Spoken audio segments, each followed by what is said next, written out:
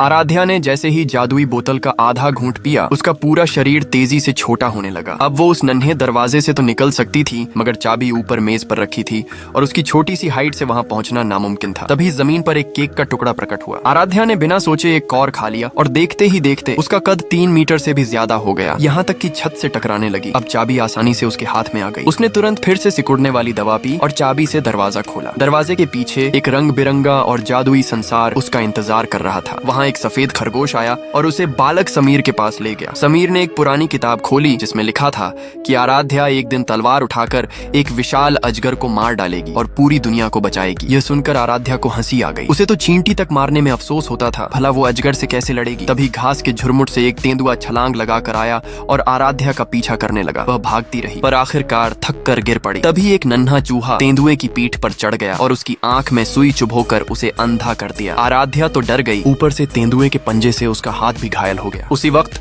हवा में उड़ती हुई एक जादुई बिल्ली सामने आई। उसने आराध्या से कहा कि चलो तुम्हें अपने पुराने दोस्त से मिलवाती हूँ। दोनों एक टूटी फूटी खाने की मेज के पास पहुंचे। वहाँ सदियों से सोया पड़ा टोपी वाला मोहन अचानक जाग उठा, लेकिन उनकी बातें पूरी भी नहीं हुई थीं कि दूर से घोड़ों की तेज टापें सुनाई देने लगी। मोहन ने तुरंत आराध्या को फिर से सिकुड़ने वाली दवा पिला दी और उसे चींटी जितना छोटा करके चाय की केतली में छिपा दिया। इस तरह लाल रानी की सेना से बच निकलना मुमकिन हो सका। इसके बाद उन्होंने सफेद रानी के पास मदद लेने का फैसला किया, मगर रास्ते में लाल रानी के सैनिकों ने हमला बोल दिया। संकट की घड़ी में मोहन ने आराध्या को अपनी टोपी पर बैठाया और जोर से कई 100 मीटर दूर उछाल दिया। आराध्या तो बच गई, मगर मोहन खुद लाल रानी के हाथों पकड़ा गया। अगली सुबह आराध्या की आंख एक अजीब कुत्ते की आवाज से खुली। वह दरअसल सफेद रानी का पालतू शेरा था जो उसे महल ले जाने आया था, मगर आराध्या ने उसकी बात मानने से साफ इनकार कर दिया।